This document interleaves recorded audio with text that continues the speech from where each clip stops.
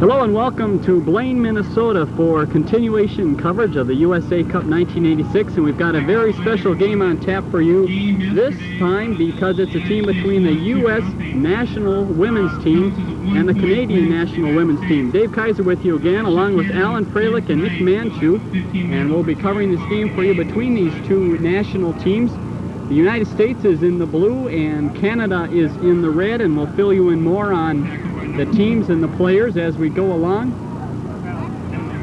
United States in control at midfield. And these teams with the players in the age of 20 to about 28, and so they are some very good players, a lot of college players for both teams, and so we'll see a lot of skill in this game tonight.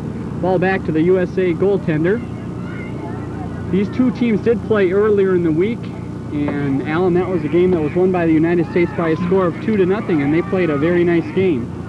Well, it was a good game. The first 20 minutes of the game was a matter of each team feeling each other out a little bit. It was a little tentative, but then it calmed down a little bit, and the U.S. began to dominate. They played a little bit more with each other. There was 2 goals, like we said, scored in the game. Joan Dunlap of Seattle scored one of them, and Marcia McDermott of Chapel Hill, North Carolina, was able to score the other goal for the USA team. On the field, first save for either team by Kim Wyant, the goalie for the United States. She was the one that played the other night and played an outstanding game, and she's started off well again tonight. United States with their first chance into the Canadian zone. Ball across to the far side, and that may make it to the touch line. Well, the goaltender's going to come way out of the nets and play that ball. Something we've seen from some of the foreign teams so far in this tournament is that the goaltenders are not shy to come out of the net. They will come quite a ways to play the ball. An important thing, Dave, to remember is the goalie for the Canadian team, Sue Simon, has really only played with her teammates just 1 or 2 games. One inter-squad game and then the game against the USA last Monday night. So she's just getting used to our defenders and fullbacks and midfielders play along with her, and that's an important thing for a goaltender to know. In talking with the American coaches, it was only their first game together, the game that they played on Monday night in this tournament, because this is a team made up of players from all around the nation. They pull them together to form the national team, and they'll be getting ready for a tournament in Italy, which is later this month.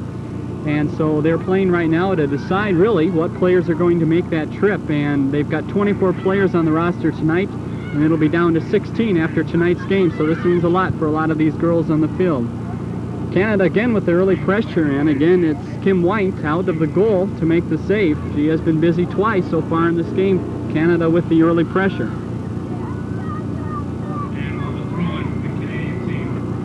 As is the case a lot of times in soccer games, the goals don't come right away. It takes a while. That was the case in the first game. The first goal for United States did not come until 20 minutes into the first half. But Nick, you might think that a goal might come earlier in this game here, since these two teams have seen each other I really would imagine, since now the period of studying each other has gone, and I think both of the teams are going to get on and try to score as soon as they can.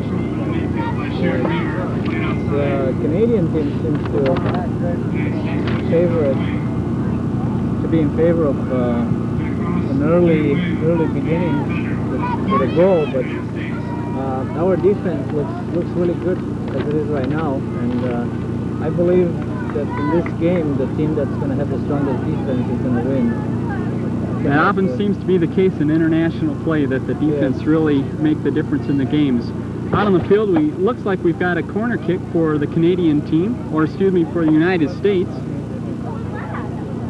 And the Canadian team is packing everyone in for the corner kick. They've got all 11 players near or in the penalty box. Corner kick coming from the far corner, as you see. Corner kick is a very difficult sort of defense because there's a lot of players bunched in the same area, so the goalie is going to have a really hard time to get to the ball. Most times it's a little more difficult than that one right there, as the United States player hooked it behind the net, and we'll head right back the other way. The Canadian team with the goal kick. In that last game, as Alan mentioned earlier, the goals came from Joan Dunlop. She is a player who played for the University of North Carolina. She has graduated from that college. And the other goal came from Marcia McDermott, who is a current player at the University of North Carolina.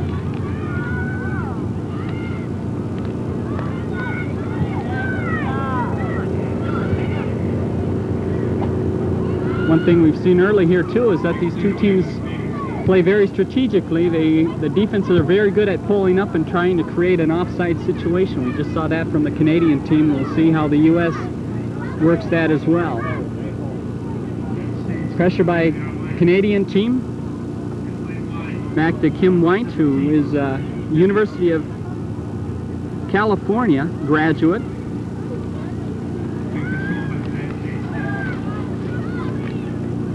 I believe I'm close on that. She may be... No, Kim Wyant. Canadian. Oh, Central. Well, the second we try to look this stat up, we get a goal, and the Canadian team has taken an early lead by a score of 1-0. And a discouraged Kim Wyant. Nick, I think you had the best look at that. As I said in the beginning, they had 3 people in our immediate goal area, and they were passing really good. It was an offside. It was far away from being an offside, and they scored. It was a really nice goal. The goalie didn't have absolutely any chance. It was 1-to-1 on a 7 meters area. It's a very limited chance to defend that. We will do our best as well to run down the number of the player that did score the goal, since there was quite a pile up down in that area. And Alan will head down right to the bench and find out what happened there, because some quick action there, and the Canadian team strikes early to take a 1-0 lead. We should mention that in this game, if the Canadian team does win, they will go to a 30-minute additional game to decide a winner. Again, this game is very important for the U.S. girls as far as making the team, and the same for the Canadian team, but there's some other things that go along with it, as we'll tell you in a moment. Ball out of bounds across the touch line, and the United States will have a throw-in on the near side. And there you see our score. Excuse me, Nick. First half play, the Canadian Nationals ahead of the United States Nationals by a score of 1-0, and Alan has found out that information. Well, the first goal scored was for the Canadian national team. Geraldine Donnelly, number 6, forward for Canada, scored the goal on a nice pass from number 8, Charmaine Hooper, another forward for the Canadian team. We'll mention a little bit more about what I was saying about the importance of this team. There is talk of trying to get towards a Women's World Cup, and that could come in late 1987 or 1988. And it's important in each game that these national teams play to look very good, so they do get an invitation to a possible World Cup. So this game does mean a lot for both teams. As another chance here, on goal, and the Canadian team clears it away, as the United States putting some pressure on right in front of the net. Emily Pickering, one who was right in front, she is a midfielder, but she is the quarterback of this American team. And she made something happen that time, and it turned into a corner kick for the United States. Defender Kathy Ross for Canada was able to clear that pass. It was a situation where her goaltender may not have had a chance to come out and get it, so Kathy just kicked the ball out of bounds and forced the corner. Corner kick is short and low, and we've got a foul on the United States. And Canada will quickly work towards the direct kick.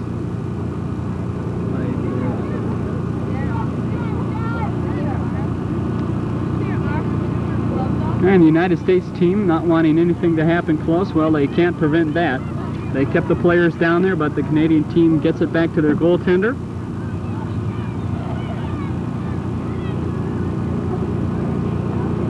And they will head downfield.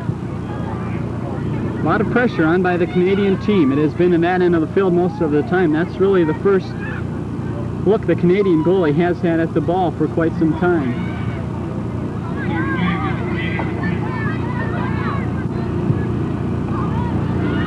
Chris Tomek sending the ball down the line. That's cleared right out of bounds by the Canadian team. They'll take a throw-in on the near touch line. And the ball quickly in the corner for the United States. Emily Pickering trying to make something happen, and she does. Another corner kick for the United States.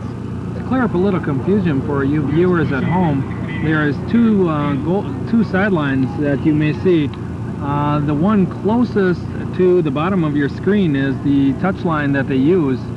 The line a little bit further toward the center of the field is a line which they're using for some of the younger teams who are playing here at the USA Cup. So it's a little confusing if it's the line closest to the bottom of your screen, which is the line they use as the touch line. While we have a moment, we want to mention the coaches for these teams. Anson Dorrance is the head coach for the U.S. national team, and he is also the coach at the University of North Carolina. And Hank Loon is the assistant coach, and he is the head coach at George Mason College. And Neil Turnbull is the head coach for the Canadian team. As there you see the cross, and it's a nice one by the United States, but unfortunately it gets all the way through. And now a long shot back in on goal by Stacy Enos, and the goaltender has no problem with that.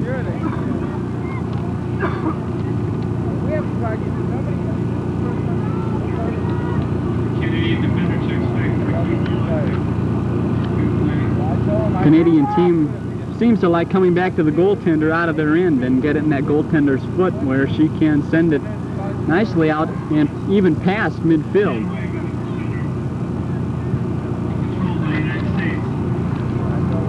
The United States has been working at right wing, and it works again this time. Sent into the corner. Running the ball down is Pam Cornell. Makes a nice move back, trying to get it back in the middle, but the Canadian defense stays with it and takes it away.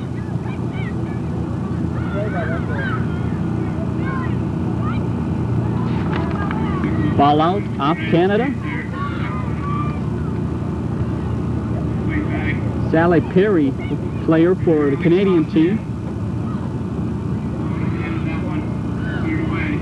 Ball now cleared out towards center field, and here comes the Canadian team again. The United States has 3-4 players back as they are keeping some players back on defense, as a lot of teams do in the international competition.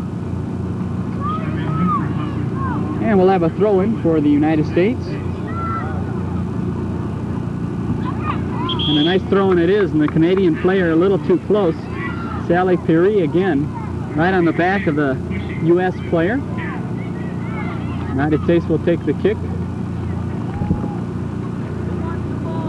Stacy Enos now takes the ball and sends it in towards the goal area. The ball is still loose. And nice play by the goaltender for the Canadian team, and she finishes it nicely by jumping on the ball.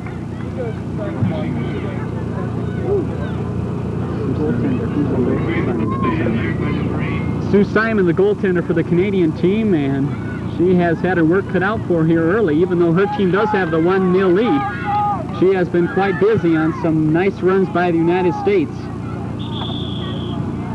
And we'll have another whistle, and we'll turn back around the other way. That's one difference, Nick, that we see here. We did a team, or a game earlier with some 16 and under girls from the United States and a team from Norway, and we did not have many fouls called in the entire game, but here on this level, it seems that they get a little bit rougher. Yes, I believe that both teams are more mature, and physical contacts between the players are a little bit rougher sometimes. It's interesting to notice that the Canadian team, in the first few minutes before they scored, they were throwing the ball ahead. They weren't throwing the ball ahead. They were just trying to construct their attack right from their immediate goal area. Now, after they scored, they're coming back and throwing the ball really far, counting on number 8, Charmaine Hooper, who's really strong and very fast in the offensive line. And I think the Canadian team is pretty much trying to hold on to the game right now. They are not putting too much pressure on our players. According to Coach Turnbull, Neil Turnbull, the head coach of the Team Canada, told me before the game that was the style of play they were planning on. His quote was that he would like to play defense like the Europeans and control like the Europeans, but attack like the Brazilians, with the go in quick spurts and Oh, there was a chance right there. But going to quick spurts like that, and that's how they did score their goal. They were opportunistic, and it's a 1-0 game in favor of Canada. A nice chance there for the United States. As Alan said, it was a long free kick for the United States, and it looked like the ball took a bad bounce in front of the goal. Simon, though, able to control it. And now we've got another whistle, and we'll have a free kick for the Canadian team at midfield. And we'll see what they can work on again as they hold the 1-0 lead. A ball sent to the far side, and Kim Wyant quickly out of the net to pick that up. Kim, grad of University of Central Florida. She did play that entire first game, a shutout for the United States. Some contact in the air, play goes on.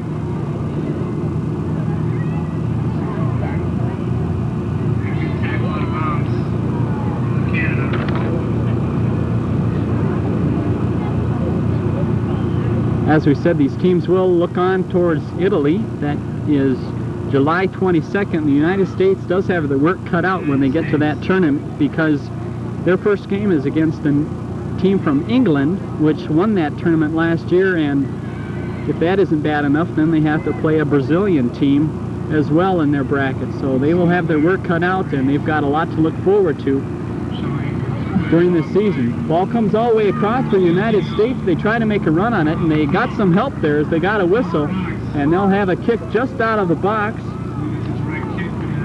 So that will be about 20 yards out. And it will be interesting to see how the Canadian team sets up for this. They will set a wall. Emily Pickering looks like she'll take the ball. Very interesting. I wouldn't think they would play a straight shot.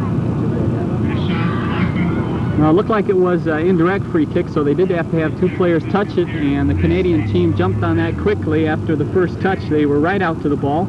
Another cross inside. The Canadian team gets their head on it, but it's still loose in front. And Simon almost had to come out to pick that up. Now it does come out across the touchline, throwing for the United States. And the U.S. continues to keep pressure on here midway through the first half of play. Ball again out of bounds off the Canadian team. They're not bashful about putting it out of bounds, and the thing is, when they do, they send it about a field length away. They really put the foot into it out of bounds. That's why we have a few extended breaks here as they try to run down the ball. It's not like playing in a stadium where it bounces right back. A lot of soccer fields out here at Blaine, and if you did not have a chance to see this tournament, it's something you'll want to catch next year because they have got over 140 teams here for this USA Cup, and this is just another added treat for the people here at the tournament. Overall, Dave, there's 11 fields out here at the Blaine Athletic Soccer Complex. We have 142 teams playing in the Sons of Norway USA Cup. There's over 3,000 players that will be playing games. 350 games will be played this week. And you're seeing some of the best soccer right now. Ball right along the touchline, and Nick, you mentioned Charmaine Hooper for the Canadian team, and she does look like she takes control when it gets up to that forward line. She had a nice chance there. Looked like she appeared to lose the ball, but then she picked it right back up. I think she's really good at controlling the ball, and that is going to mean a lot for the offensive line, for the Canadian offensive line, because the moment she gets the ball, she automatically has two U.S. defenders on. So the defense line is going to concentrate a little bit more, our defense line is going to concentrate a little bit more on trying to keep her away from the goal line, which means that the center line is going to be a little bit free for the other players. It looks like they have a player marking her. The player that has been shadowing her for most of the game is Lori Henry, number 2, and as the ball gets down towards that end of the field, you can see that Lori Henry is about in Charmaine's pocket the entire game. Canada trying to work something at midfield. They're looking towards the line to try to get it down to Hooper, and now the ball finally does hit Hooper, and she makes a nice play on the ball, but I don't think everyone else knew quite what she was going to do. Now for the United States, a break down the left wing. They have not used that wing too much. Ball carries to Lisa Gmitter. And a centering attempt broken up by Team Canada, and they'll bring it back out towards midfield. Hooper, the only player down there for Canada, and she's going to have a tough time trying to make something go on that type of a play where it's just a 1-on-2. Ball across the touchline, thrown for Canada, far side of the field. Another point we want to mention in this game is that they will be playing it under a restricted substitution rule where each team can only have 3 substitutes. So we will be seeing a lot of these players that are on the field now that started the game playing the entire game because of that rule. Although both coaches did comment that they will be making some substitutions because, again, they do want to see what their players have got as they try to narrow it down for some upcoming tournaments. Well, there's another reason why the Canadian team will be substituting a little bit, but they don't really have too many substitutes. They've lost at least 3 of their players in the last 10 days through injury. They're down to really only 12, 13 healthy players for tonight's game. Nice ball to midfield and a good flick header for the United States. The ball will go into the corner and finally goes out of bounds, and it's going to be USA ball. A nice run by Pam Cornell, who is a player for George Mason when she's not with the national team. And she'll get the ball off the throw and turn towards the goal, and can't catch up to it before it goes across the end line. Goal kick for the Canadian national team. Interesting occurrence on that last attack by the USA. Defending for Canada was Janet LeMieux. Janet LeMieux and the goaltender Sue Simon for Canada have played on the Edmonton Angels, which for the past 4 years have been national team champs in senior women's play up in Canada. So they've played with each other a bit and know their habits a little bit. The other member of this Team Canada who has played on the Edmonton Angels is Tracy David, number 5. Sue Simon with a nice kick out to midfield, and here's Hooper again trying to make something happen. And the United States team, with the shadow on her, is able to clear it away.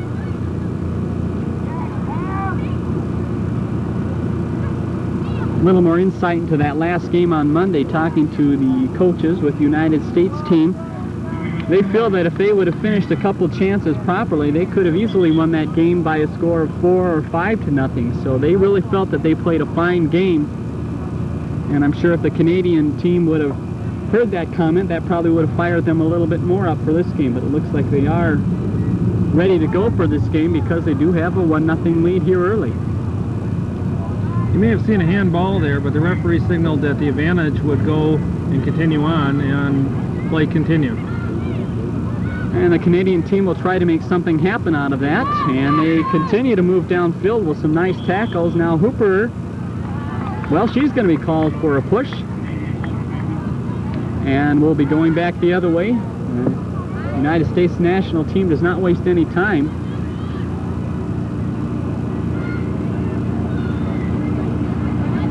Midway through the first half, the U.S. national team is continuing to play well and dominate play. If you were looking at actual play time of control time, which a lot of coaches do in this level of play, it looks like the United States team does have the edge there. They have controlled the ball quite well. Any Canadian scoring chances have just been by momentary rushes, where the United States has been able to work the ball. But my feeling about that is a lot of times, even if you control the ball a lot, if you don't score the goals, it does not matter how much you really control the ball. No, not really.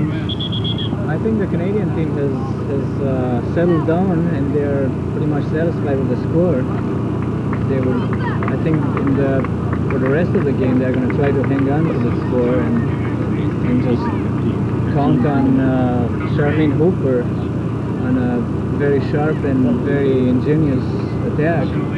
She is indeed extremely dangerous. As soon as she gets in our half, in the United States half, she can be very tricky.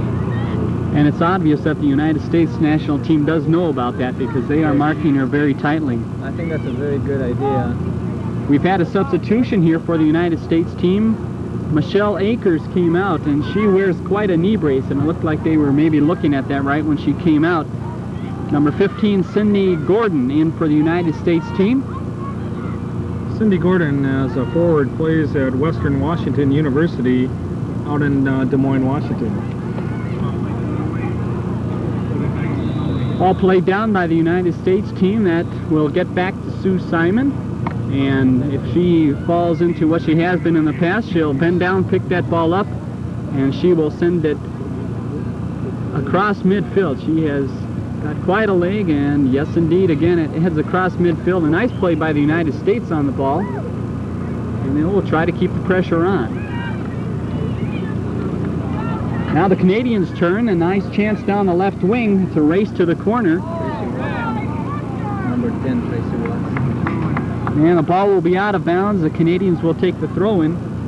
Tracy Watson from Manitoba, the player making the charge there and making something happen for the Canadian team. We'll see if they can keep the offense on here for a few minutes. They have not been able to. And here comes the throw-in for the Canadian team. A lot of fans now down towards that end of the field, and it's getting a little difficult to see there. A good crowd here for this game. I'm sure a lot of the younger players from around the world want to come and see these players play, especially the girls, who a lot of times in the United States it doesn't look like they have a lot of places to play after college, but this is proof that they do with the U.S. national team. Earlier, before tonight's game, I ran into one of the premier soccer players in the Twin Cities, Tracy Savage, who just finished a career playing on the Osseo Senior High team. Tracy is one of the top players, I would say, within the Twin Cities and probably the state. I know she's been all-state a number of times, and she's here along with her dad Bill watching tonight's game. Looking around to see a few other high school soccer players, both boys and girls, out here to pick up a little tips and see how some of these players are playing. Certainly, this is a game to watch and a game to see. Really, what you can see in these games is how the coaches from the two specific teams feel that the game should be played, and you can get really at the trends of the sport, because you see a lot of different things happening with the Norwegian teams and the European teams, and if you don't see some international play once in a while, you don't really know what's happening in that sport. That last play was called offsides. Was also, the kick was wide of the net, so Sue Simon, goaltender for Canada, will take the punt.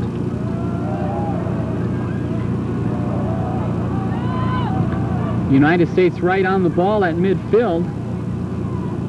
They have really kept the pressure on throughout this first half. And there's a nice ball sent through. It'll be a race towards the goal, and Sue Simon quickly out of the net to pick that up. Give you some idea of the popularity of this tournament. During opening ceremonies, over 8,000 people attended opening ceremonies, which were held at Blaine High School. That's some testimony to this tournament, the Sons of Norway USA Cup. And this is the second annual tournament, so from the looks of things, they have done real well in year one, and year two is even better, and year three ought to be even better than that. Canadian national team with the chance. The ball sent right in towards the middle of the goal.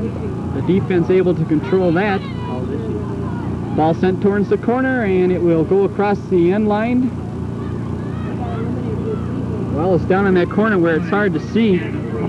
Looks like they did keep it in, but they did send it across the touchline, throwing for Canada in a dangerous area.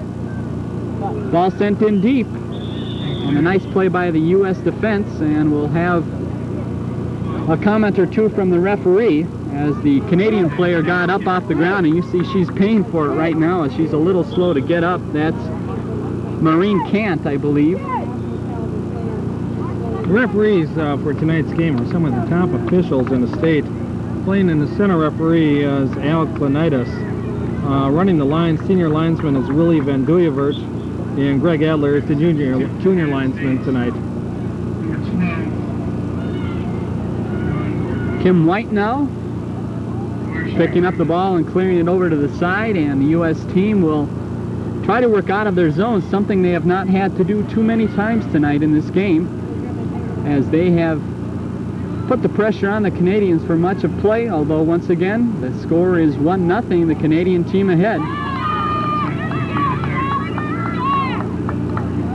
Ball across the near touch line. The U.S. will quickly get it back in play.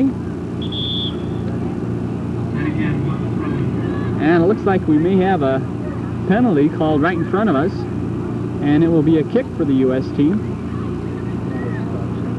Again, Nick, we see that contact factor coming in. These girls are not afraid to use the body a little bit to try to get to the ball. And no, I think that's a really good thing that the contacts are really rough, because as they will get in Europe, the play is going to get rougher and rougher.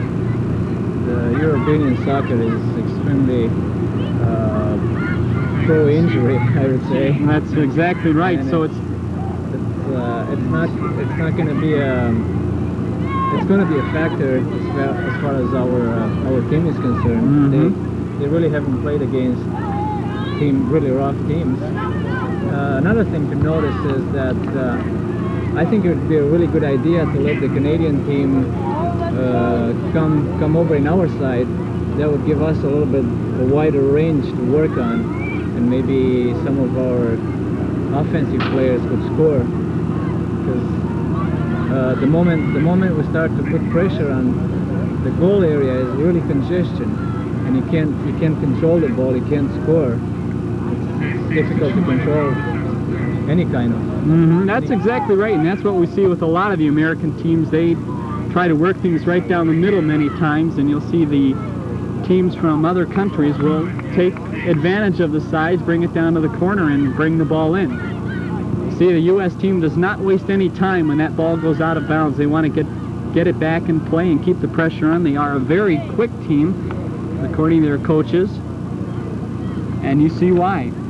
Well, there's another reason why they're playing as quickly as they are. Do remember that the USA team does have 24 players here, versus Canada only brought 16, of which, again, 3 to 4 are injured. So the USA can go ahead and have many substitutions, and I'm sure we'll see a lot more substitutions as the day goes by, as they're testing out, trying to pare down their team down to the 16 players they'll be bringing to Italy.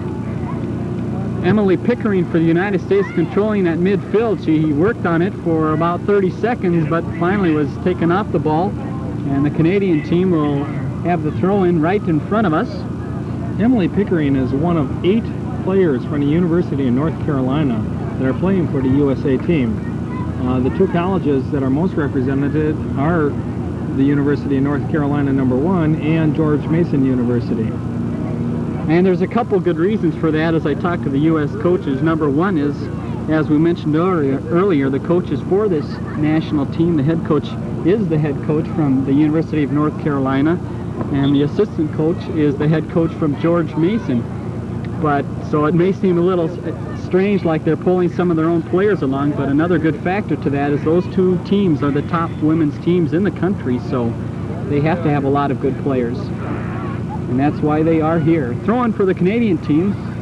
Dangerous territory for the United States, but they're able to clear the ball towards midfield. Ball comes near the touchline. And throwing for the United States. Right in front of the U.S. bench.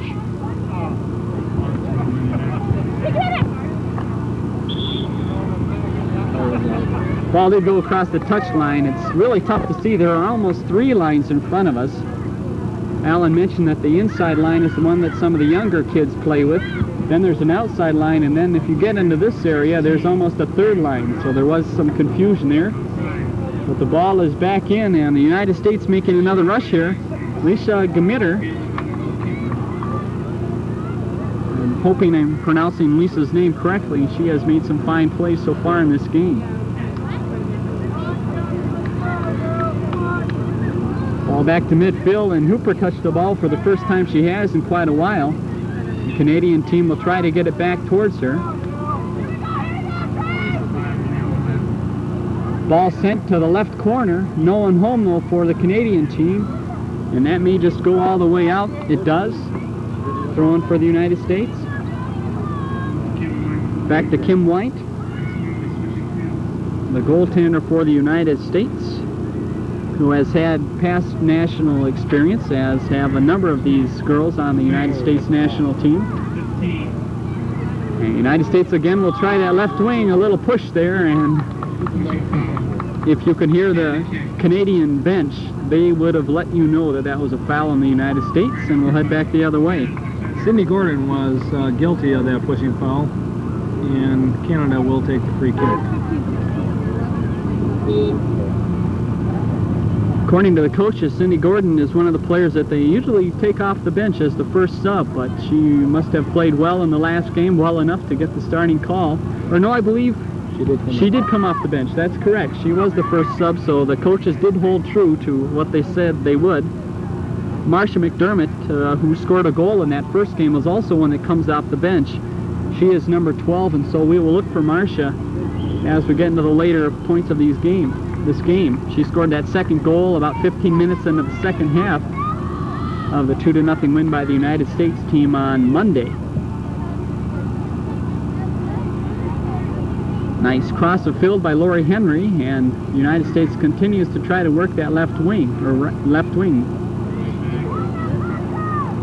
Ball high in the air now, and the Canadian team appears to have some height back there on the back row, and that has caused some trouble for any high balls from the United States. Play on call by the referee, and the Canadian team will work to clear on the near side. Nice ball down to Hooper, and it's loose in the corner, and here's a foot race for it. And Hooper shows that she can control the ball. Finally taken off, and we'll have a throw-in for the Canadian team.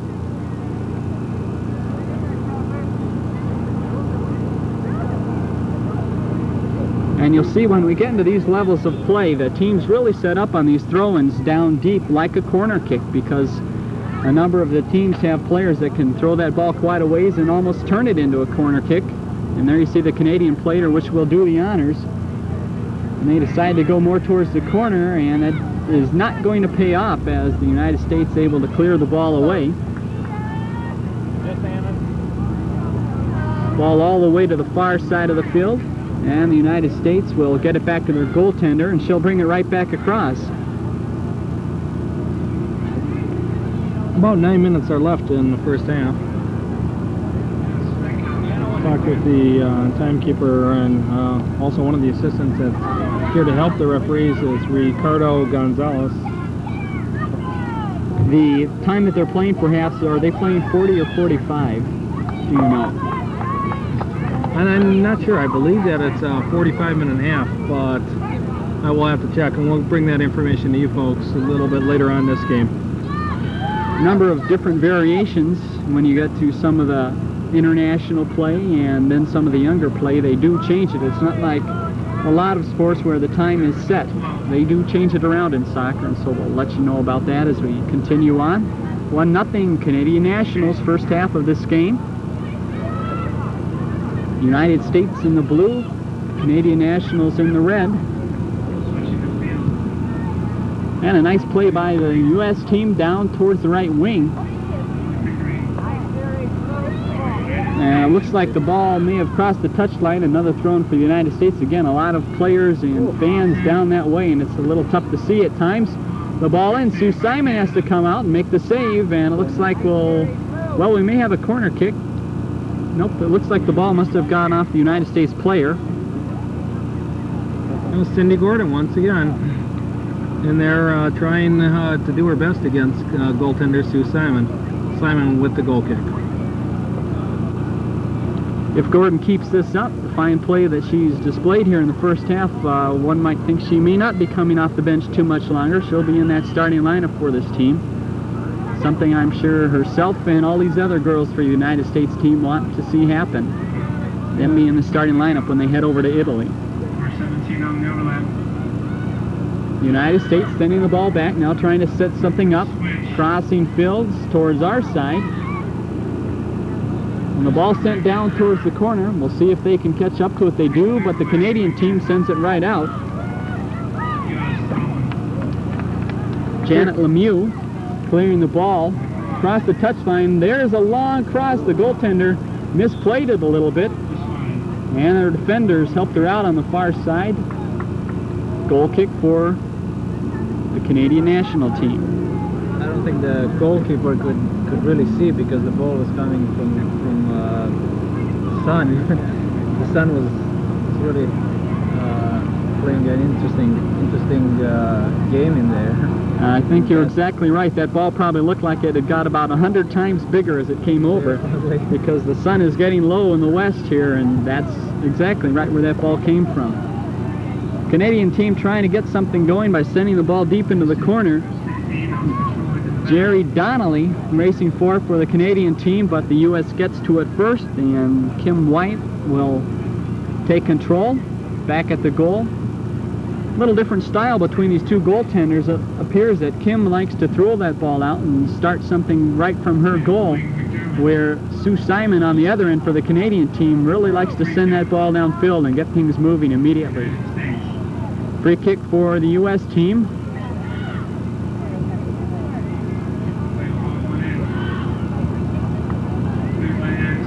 United States still in control, and a cross would be nice right here. There it goes. And a nice attempt by Chris Tomek. Number 14 for the United States with the diving header, just could not get up to the ball. Chris was left all alone coming in from the right-hand wing position. Left all alone. Actually, she plays a midfield position, and she just raised her hand and a nice crossing pass, and that was almost a goal for the USA team. Very heads-up play by the United States player. It's a lot of times tough to see what's happening on that opposite side of the field. But the player for the United States had that sense and sent that ball across for really the best chance so far in this game for the United States team. Here's another chance into the corner, and it'll be Chris Tomek again, trying to run it down. Ball will go across the touchline. Well, and it looks like Chris Tomek is the one that hit it out of bounds, throwing for the Canadian team. Dave Kaiser along with Alan Freilich and Nick Manchu bringing you soccer from USA Cup 1986.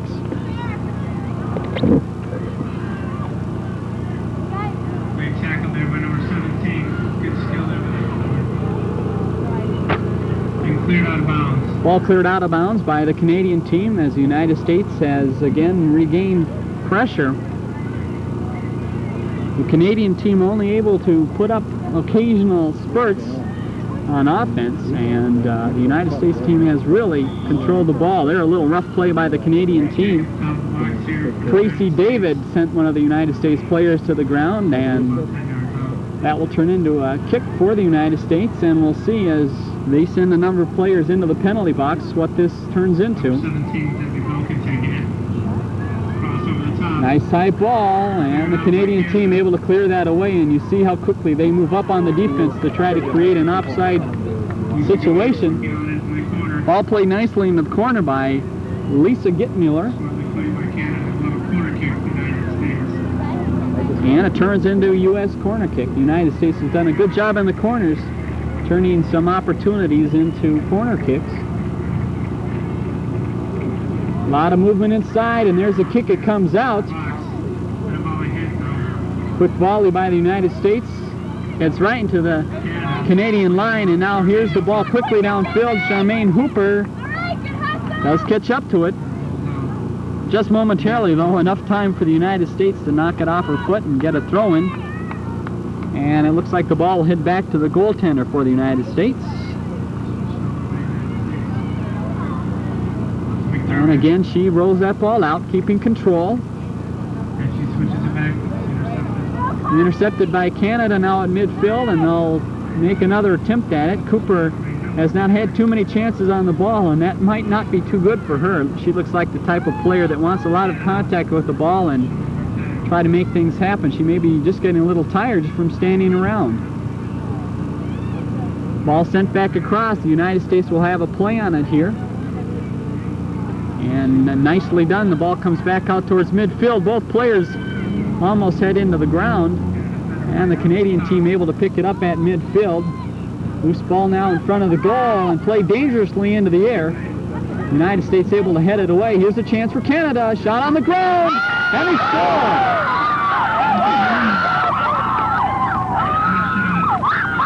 And there you see a very disturbed United States defense as a couple bad plays there, and the ball was cleared right up into the air, and the Canadian team took advantage of it, and we believe it was Geraldine Donnelly with the goal, her second goal. And so she is having a very good game, a very good showing for her, no doubt, as the team will try to move on. And there you see the goaltender for the United States, who has to be discouraged there because it looked like the ball should have been played back to her initially, but it was sent right up into the air, and that's when trouble started for the United States. My compliments to our crew on that one. They were right on that one. So our compliments to our entire crew on that one. Able to bring you that goal by Gerry Donnelly. 2-0 in favor of Canada. Gerry Donnelly will probably have a check in the mail to the crew for covering that one nice. I'm sure she wants to get all of that on videotape. And with that, we're going to have the end of the first half with the score 2-0. Northwest Community Television bringing you USA Cup 1986. And this is a special added attraction to this tournament, the game between these two national teams. Once again, the Canadians in the red, the United States in the blue, and a throw-in for the United States on the far side of the field. A reminder that at this Cup game, in addition to these two teams that you're seeing, we have over 300 games that have been played as part of the Sons of Norway USA Cup. We have at least 13 states which are represented, all the way from Ohio, Illinois, California, Maryland, Wisconsin, Missouri, North Dakota, Texas, Oklahoma, Indiana, New Jersey, and Virginia. Most of the teams are from Minnesota, 83, but we do have another 60-some teams which are from other states, and we also have another many teams from other countries. We have teams that have traveled to the USA Cup 86 from Canada, Mexico, the Philippines, Nigeria, and Norway. Here's a nice chance for the United States. The ball sent across, but the Canadian team able to clear that out. Nice play by Lisa Gmitter. And now a ball back to the goaltender for the Canadian team, Sue Simon, who did see quite a bit of action. You look at the score and you would think that the Canadian team has dominated play in this game, but that is really not the case. The United States controlled the ball for much of that first half, but they just could not get the ball in the net. And a few times that the Canadian team did make some rushes, they made them pay, as you can see with those two goals. United States team trying to work the left wing again, as they did much of the time in the second half, and we've got a United States player down. They got the ball right in the face, and the ball goes across the end line, or I don't know if it did go out, but the referee stopped play anyway, because Cindy Gordon took a hard shot right in the side of the face. And I think she's convinced the referee that she's okay and will stay in, and we'll start play up with a kick for the Canadian team. Ball sent right in front of us, and Charmaine Hooper with momentary control. The United States takes it away from her. Again, they have kept an eye on Charmaine the entire game. Charmaine has come up with one assist. Nicely played into the corner for the United States, and a race to that corner will produce a goal kick. And 45 minutes, that is the time for each of these halves, and we do want to add that if we do end up with a Canadian win in this game, they'll play a 30-minute extra game to determine a champion. And so right now we are on the road for another 30-minute game, but the U.S., I'm sure, would like to not see that happen. Ball cleared across the touch line, and the United States will have a throw-in deep in the penalty area for the Canadian team. What's amazing to me, Nick and Dave, is that both sides are a conglomeration of players from all across their respective countries. You know, Canada has players that have come from British Columbia, Alberta, Quebec, the Maritimes, Saskatchewan, from all over the various provinces of Canada, and they're getting together just in the last 10 days, and they're playing well as a team. Same thing with the United States team. And there's players from all over, predominantly dominated by University of North Carolina players and George Mason University players, but there's players from all over, from Washington State and many other states that are on this team, and they're playing well as a team. And I think they'll only get stronger as they play together more. Nice chance here for the United States as Michelle Akers takes the ball in the corner, and it's just headed across the top of the crossbar. And I believe that was number 15 in there, Cindy Gordon for the United States. She has really been in the tough play. And there you see Cindy. She caught one in the face just a few moments ago, but that did not slow her down any. She had a nice attempt on goal there. First real chance for the United States here in the second half. Just 5 minutes in, and we've got a 2-0 lead for the Canadian national team. Sue Simon to take the kick, and she'll send that to the touchline. United States there to intercept, and now the ball controlled by the United States.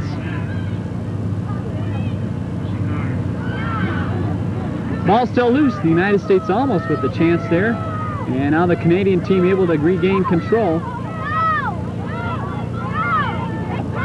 Ball played back behind the U.S. player. She has to come back for it, and now we'll come back out to midfield, and the U.S. will set up again. Charmaine Hooper takes control for the Canadian team, and she's going to head down the wing. She's got control as we call play on, and they finally did call a holding call. I think that was an obstruction call. Yes. Looked like the referee was going to let play go on, but as soon as Hooper lost control of the ball, and it really showed that the infraction did hurt Hooper, the whistle was blown. There you see the U.S. defense setting things up around the edge of the penalty area, and here comes the ball in, a nice shot in, but Kim Wyant easily out to pick that ball up. It looked like it was a good play in towards the goal, but it may have been a little bit too close, and Kim Wyant able to easily come out and pick that off. Ball right in front of us along the touchline. It is amazing how many times the ball will come along the touchline and you think for sure it's going out of bounds, but these players have such skill with their feet that they'll keep it in. They'll literally walk the tightrope along the touchline. Ball down now, Canada trying to play it in. The United States, nice play there by the defender, and she'll bring it over towards the near line. Cindy Gordon knocked off the ball, and here comes Canada again, and a player up in the air. Canada will have a free kick. That was Geraldine Donnelly that got tossed up in the air, the 2 goal scorers so far. She looks okay though. And we'll still try to run down the ball, and the Canadian team trying to set something up here. You can see if you look right in front of you on the screen, hardly any Canadian players there. Where they all are is on the other side of the field and ready to run in as soon as the ball's played. And here they come in, and Kim Wyant high up in the air, and she ends up on top of 2-3 players. Now the ball sent in nicely, and Wyant has to make the save, and she may be injured right now after making that save. A very nice play by the Canadian team. They knew Wyant was out, and as soon as they saw her out of the goal, they chipped it high, and Wyant had to really go up and make the save, and it looked like she might be Looks like from here, that's goaltender Kim Wyant, who's being carried a little bit more toward the medical facilities they've got set up. Play back underway with a corner kick for the Canadian team, and again, to update you after that long break, the score is 2-0. And again, the U.S. has used all their subs, and so now the player in goal for the United States is number 2, Lori Henry, who now dons that green shirt, which I'm sure puts a little added pressure on her. Not something she wanted to be half the doing in this game, is being in the nets. Lori Henry, who was playing that combination sweeper goaltender position, just talked with one of the officials, Ricardo Gonzalo, and Ricardo informed me that the USA will be able to make that substitution if they go into an overtime game. Well, that's good to hear for the United States, and I'm sure the Canadian team, even though they probably like it how it is now, feels that that's the fair thing to do, is that they want to have the United States be able to get their full amount of players with that injury to the goaltender. It looks like the paramedic unit just left here, and they may have been taking Kim with them. Throwing for the Canadian team, and the ball's going to hit right back off the touchline, and the United States quickly turns it around with the throw in their way. And the United States, even though down one player now, continues to keep the pressure on.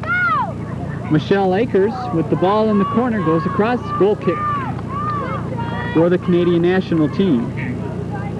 You'll often find that when there is an injury which takes down a certain player and teams play one person short, it's always more difficult playing one man down. Yet the rest of the players seem to band together and play a little bit harder. And often you can find some pretty aggressive play going right after a player is taken away after an injury. After all of that, of course, the clock was stopped. As here we see Charmaine Hooper coming in, and the United States players really got a fistful of shirt there and pulled her down, and that probably was the only thing that she could do. She'll get a card here, a yellow card, which means a caution, and one more card she'd be ejected, but not much else she could do there. Stacy Enos, the player, who really did what she had to do in that situation. I think that was actually a pretty good play, considering that Charmaine Hooper had to break away. As long as it was about 10 feet, 10 to 20 feet before the penalty box, so we had no penalty kick or anything. It was a good play. And she did it in a nice manner, too. There are some times when you have a situation like that that the player can be taken out a little roughly, but she grabbed a good chunk of shirt there and just pulled her down nice and easy. I don't know if there's a nice manner of doing that, but I guess at least there was no injuries and no goal, and that was the important thing. And so now the Canadian team will have a nice chance with the ball just outside of the penalty area and a direct kick. And we'll see what they do. They have 3 players around the ball and a wall built for the United States, and Hooper tries to feed it right through for a player breaking. Can't do it. The wall stops it. And here comes the United States again. Nice play by Gordon, keeps it in bounds. Now plays it back out front, and the Canadian team will take over there. Things getting a little bit rough now towards midfield. Emily Pickering that time with elbow into the back of one of the Canadian players. Free kick right there for Canada.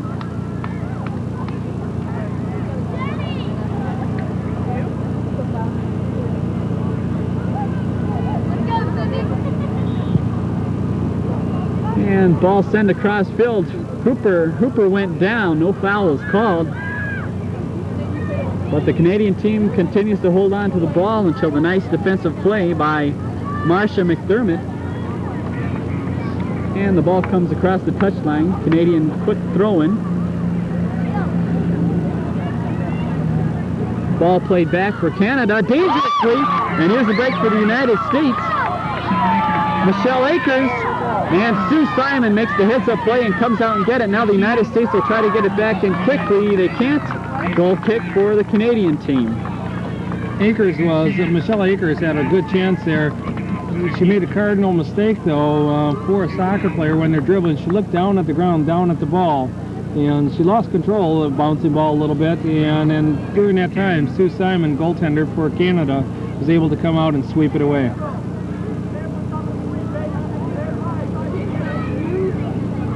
The third good chance for the United States team. They have not had a good chance for quite a while. But again, the Canadian team has really capitalized on their chances. Not many good chances, but they've had 2 that have turned into goals. The Canadian team still not able to, or the United States not able to get a goal in the net. Free kick for the United States, far side. It's a ways out, but this will almost be a corner kick. And there the ball is crossed over, and Gordon just can't get her head on it. Ball flicked back in, and another corner kick for the United States.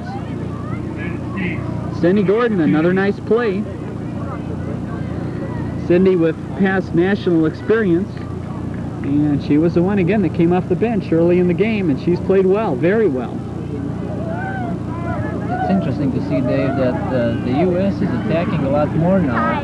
They've got to the point, really nice shot by U.S. team. I'm trying to figure out which player that is. Number 13, I believe. Number 13, Betsy Drambour. They are at the point where they got nothing to lose, so they are going to attack non-stop. Every chance they get, they're going to attack.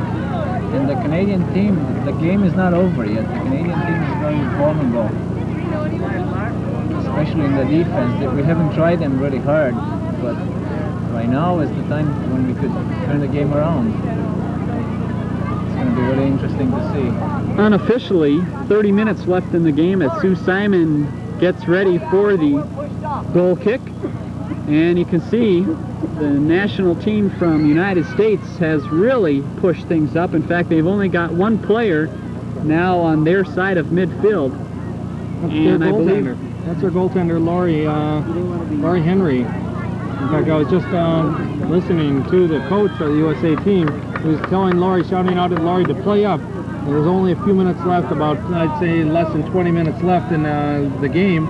And if they're going to come back, they have to play very offensively, take a few chances. So the entire, they have 10 players up on this side of the halfway line. Another tough tackle there by the United States. The United States will take the free kick. Marcia McDermott, the receiver of a lot of the shin there, she took a hard chop right on her shin and went down. Nice ball across, but the Canadian team able to clear. Now McDermott with the header sends it right straight up in the air. And the U.S. Well, we've got an offsides. The Canadian team good at that too. Not only do they need to be able to play the ball well, but it helps on the strategy end to be able to play that offsides where you move everyone up quickly, and they did it effectively that time on the United States. Simon with a nice kick, and it comes all the way down to Hooper, and Hooper will try to make something happen, although not much happened there. Flag up on the far side from the linesman, but nothing was called there. Play continues on. That's a referee's discretion. Linesman's there to alert him to a foul that he might see, or to alert him to going over the touchline. But it's the referee's discretion whether or not...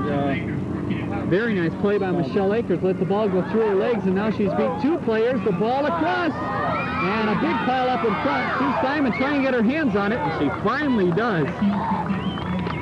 A nice play by Sue Simon as she definitely got caught in the traffic jam there. About 5-6 players right in a bunch all went down, and Sue Simon was the first one up, and she jumped right on that ball to stop any chance for the United States.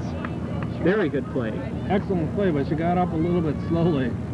After diving like that, and after all that action, I can understand why.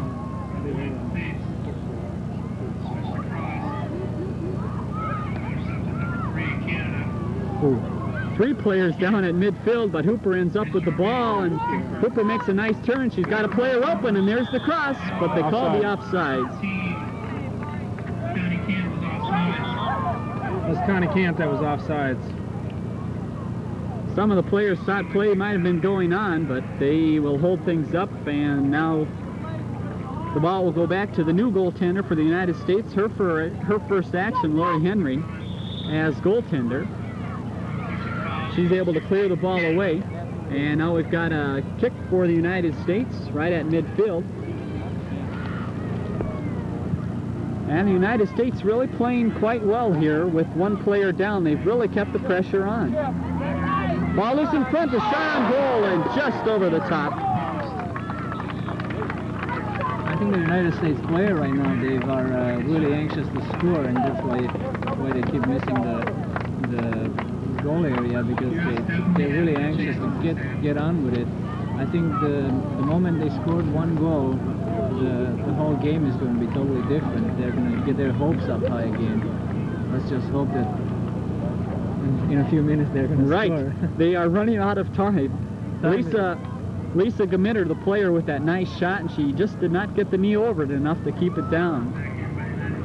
The United States again with the pressure on. There's another cross in front. That goes across the end line. Michelle Akers. It appears right now that Akers and Gmitter are really taking control up there on the front line. We have been calling their names quite often.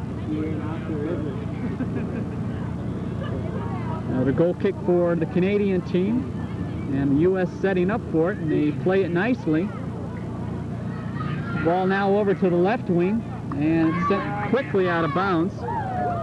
And there you can see, I mentioned earlier how far the ball does go. Sometimes it goes out of play, and there you can see it crossed the road and went down the hill, and they've got a long ways to go to pick that up.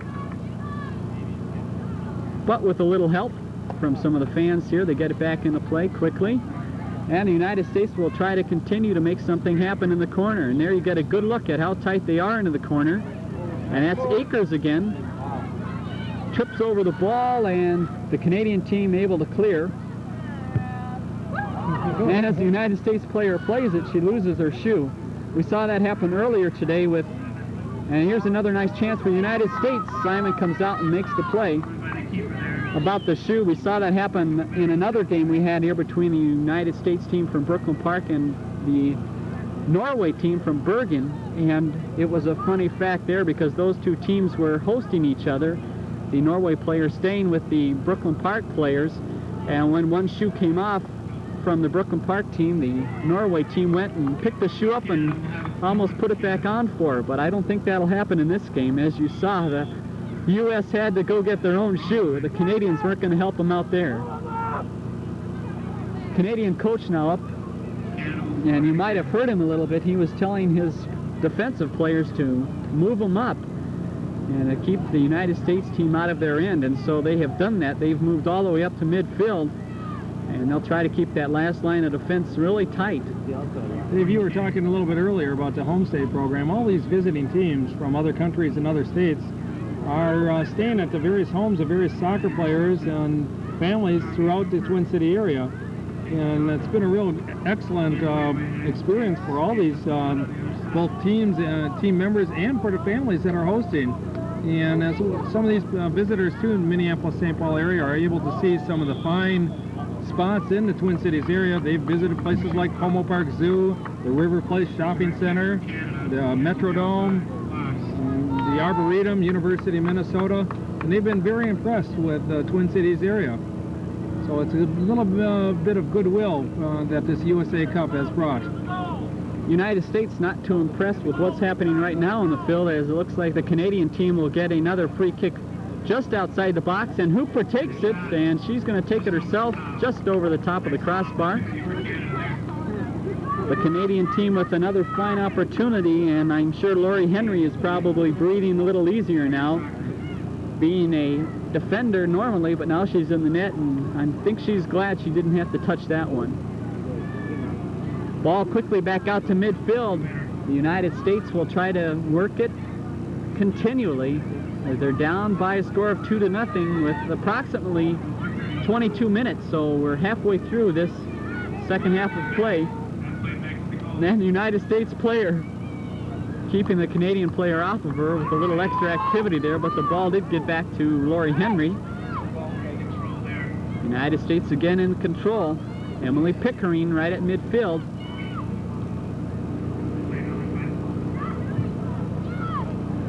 Ball finally cleared all the way across to the far side of the field. That'll head out of bounds. We'll have a throw-in for the United States. Chris Tomek, a player for George Mason College, will take the throw-in. And the ball again heads out of bounds. The United States still trying to keep that pressure on. Another chance to rest, too. That's right. They, I'm sure, need that. No more substitutions for the United States, so it's all the way for these girls the rest of the game. A nice cross, but that's going to be past the goal, across the end line. Goal kick for the Canadian team. About 15 minutes left in this game, approximately. Definitely, yeah. And the goaltender for the Canadian team, no, she's not looking for a new car there. That's the parking lot right behind the goal. There's not much room there. That car she was looking at was mine, so I hope she's not looking. Did you leave your keys in your car? Uh-oh. Well, she's gonna take a long trip around here. There's a puddle of water there, so she found the smart way around. Sue Simon will get back to her post, and we'll get this game back under play. I'll tell you, with the velocity of some of the shots that we've seen in tonight's game, I'm not so sure I should have parked my van behind the net. might find a few dents in that van. There's a chance for Canada. 3-on-2, and they play it nicely through. Well, they just called it offsides, but I'm not too sure, and I don't think the Canadian team is too sure. Breaking for the ball was Maureen Cant, and she just was caught probably a step offsides. Yep. It's interesting that if Charmaine Hooper continued to go towards the goal line, they wouldn't have called offside. So it was in some way it was an intelligent play. She took a chance. but she could have gone ahead and played the game. Mm-hmm. Well, the linesman that called it, Willie Van Duivert, is one of the top officials in the state of Minnesota. He knows what he's doing, and if he said it's offside, Yes, it is. Close call there for the United States. Lori Henry, again in there as a backup goalkeeper because Kim Wyant, the goaltender for the United States, was injured earlier.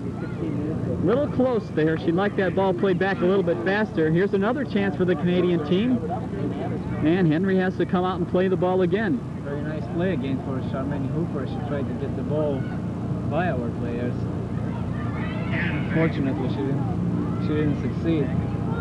But she's a continuous danger towards our goal area. She seems to be the base of the offensive line, Canadian offensive line. Ball back to the goaltender again. All of a sudden here, it has seemed that the momentum and play has changed. The Canadian team has turned it up a notch or two, and they are really putting the pressure on the United States. And it may be a factor of the United States players getting a little bit tired and having one less player out on the field. And just a reminder for those of you who may tuned in, about 10 minutes into the second half, the keeper for the USA team, Kim Wyant, went down after making a superb save. It looked like she landed on her shoulder. Paramedics were called, and she's having that checked out right now. In the meantime, the USA had already used up all their substitutions and are playing a one person short. Ball sent through, the United States trying to catch up to it, and the Canadian team, as they have many times when the United States has put pressure on, able to send it across the touchline. The United States will take a quick throw-in. Akers with the throw-in. And ball out in front.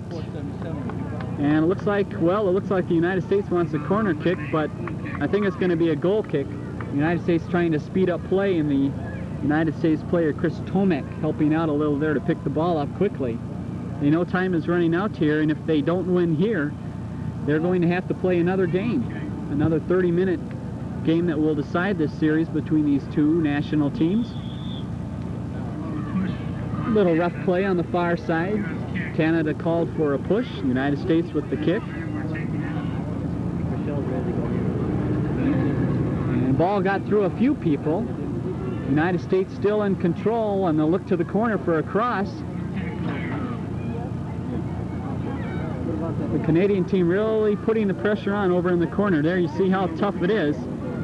The touchline almost becomes another defender in that situation. The ball finally across the line. The United States with the throw-in. And we'll look for a cross here. One step to the corner, and again, the United States not able to turn on it. Ball back to Chris Tomek, and now she'll send it all the way back, and the U.S. will try the other side. And the Canadian team clears it away again.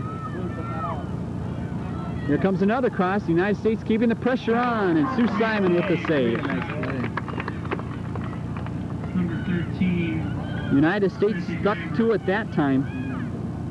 Betsy Drambour with the nice shot on goal finally after 2-3 tries, and the Canadian team shutting things down. They did get the good shot on goal. But no rest for the United States. The Canadian team right back down. Charmaine Hooper unable to pick up the ball, and the United States will send it all the way back. Change fields. Now come right up the middle with Emily Pickering. Nice play to the corner, but the ball ends up going out of bounds. Throwing for the Canadian team right in front of us.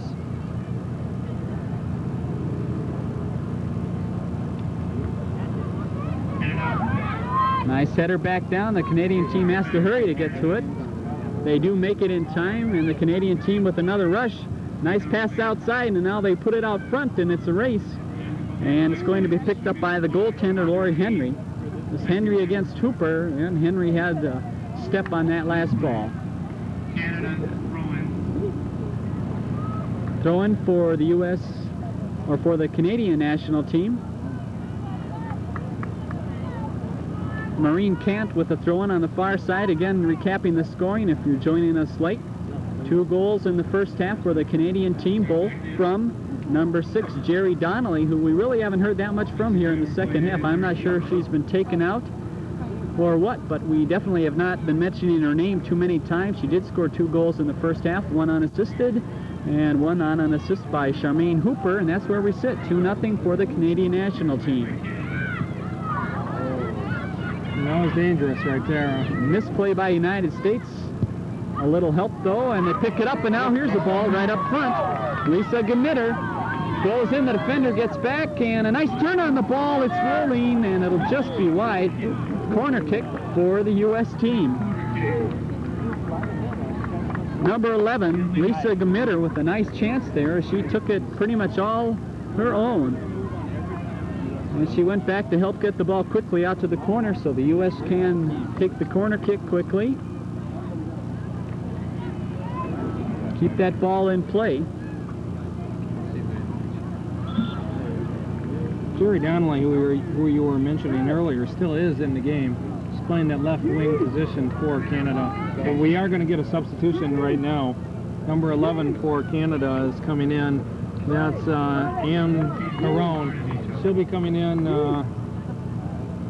She's from Quebec, and she'll be coming in on this substitution, replacing the Canadian player, number 15, who is Jean Monsey from Saskatchewan, the only player from Saskatchewan for the Canadian team.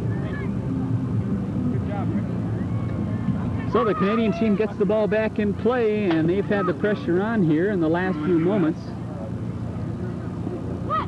Marsha McDermott, who had a goal in the first game between these two, has been held scoreless in this game, and players getting a piece of each other's shirt there. They're going to stop play. Kick for the Canadian team on the near side of the field.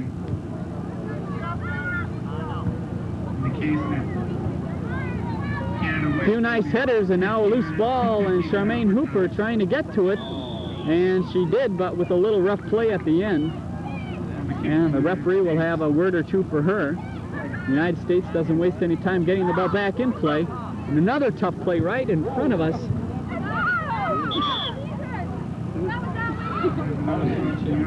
You could hear the players yelling that ball's out. Again, a little confusion with the lines, as there's almost 3 lines in front of us. But the referees finally got the call down, and the players got back to playing, and the U.S. team now racing towards the ball. This one will make it all the way out. United States with another throw-in. Cindy Gordon, who's been held quiet for the last few minutes. She was making things happen earlier in the game, but lately she has been quiet. The two real instigators on offense have been quieted down for both respective teams.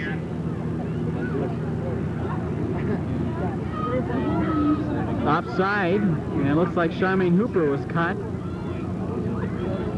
A few airplanes buzzing overhead, so their occupants can go ahead and look down at this game and a few of the other games. United States with the goal, and it's Lisa Gmitter.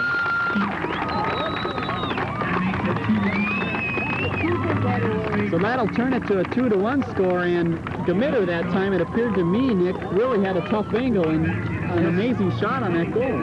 I think that's what she should have tried to do in the first two times when she had a chance to score. She should have tried to shoot on the, on the goal, and just forget about dribbling and passing the goalie.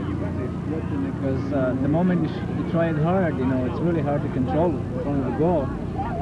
She had a really nice shot.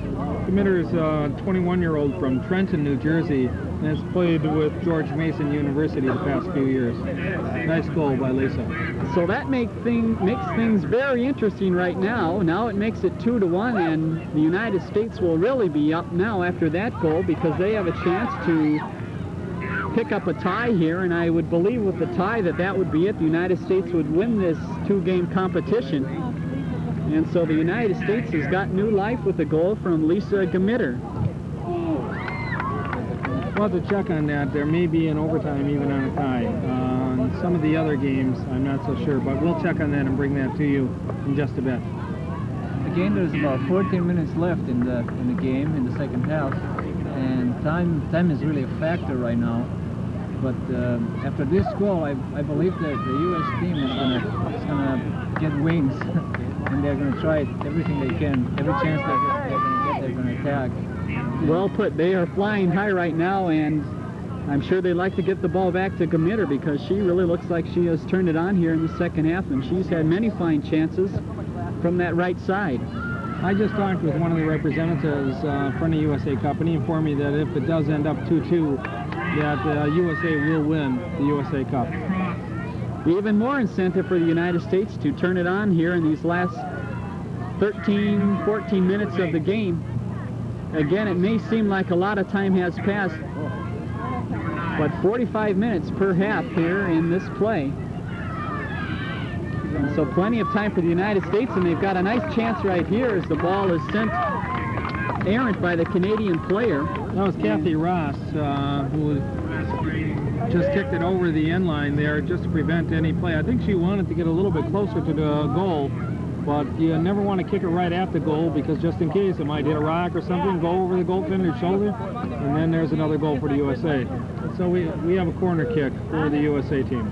And a very important corner kick that will be, and you can look at the action right in front as the players, and one thing you can notice that they are all shielding from the sun. The sun is really low on that side, and that will be a little tough, but no problem for Sue Simon. She made a nice play to knock that ball away. And now the United States team, a long shot in, but that's wide of the goal.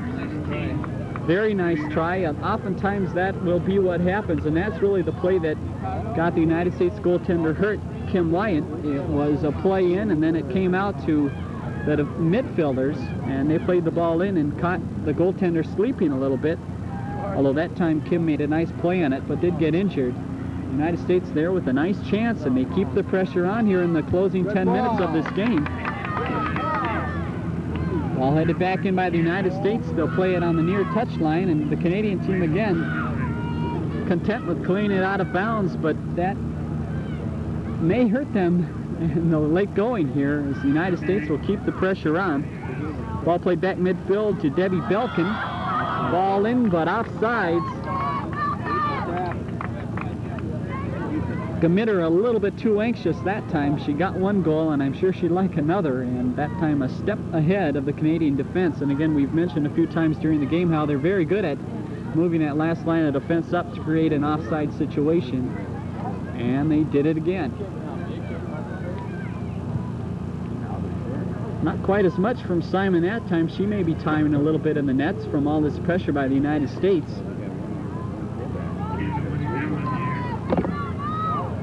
Ball played on the far side of the field by the United States, Betsy Drambour. And she continues on with the ball, and finally she ends up in the middle of three Canadian players. And here comes the United States again. Be looking for a long cross. It's played nicely across. Ball to the far post, and it goes past everyone. And we'll have a goal kick for the Canadian team. Good chance once again for Michelle Akers. Almost had a chance to put that ball in. Just wasn't able to time it correctly. A lot of activity in front on a lot of those plays, and every once in a while we'll have a player hiding in the weeds on the far side, and that's what happened that time, and it almost paid off for the United States. Ball through now, though, and here's a chance for the Canadian team, but as soon as it gets down towards Hooper, she got her elbow up and pushed the Canadian or the U.S. player off. Nice step by the United States. Here's another chance, trying to move out front into traffic, and the Canadian team, the defender, cleared that away. That was a real nice play from the wing, from the left side of the goal area, and she could really score in there. Canadian team really took a deep breath after that. That went away. Another chance for the United States, and coming over the ball is Betsy Drambour. And that ball goes across the end line. I think on that last defensive play for the Canadian team where it got a little shaky down there, it was Geraldine Donnelly who scored the 2 goals. So we haven't mentioned her name much the second half, but now after a fine offensive first half, comes back and probably makes the play of the game so far on defense for the Canadian team. That might have been as good as scoring a goal because she probably saved the tying goal by the United States. Ball down to midfield, and again it's one-on-one. And Hooper unable to come up with the ball. It played out of bounds by Stacy Enos. really that's been the offense here in the second half for the Canadian team, getting the ball down to Hooper and letting her go one-on-one, but that has not worked out very well. Throwing for Canada, and the ball sent down the line, and it's decision time here for the goalkeeper. She does come out, and the ball almost does get by her. Again, a substitute goalkeeper in there for the United States team as the starter was injured. And the ball finally cleared high into the air. That's going to be played by the Canadian team. But the U.S. comes back up, and a nice cross field will give another chance for the United States. And here they come, a lot of pushing, and it's going to go against the United States. Okay, Dave, it's going to be a real problem in the 30 minutes that we might see, because the U.S. team is attacking non-stop almost, and they may be tired.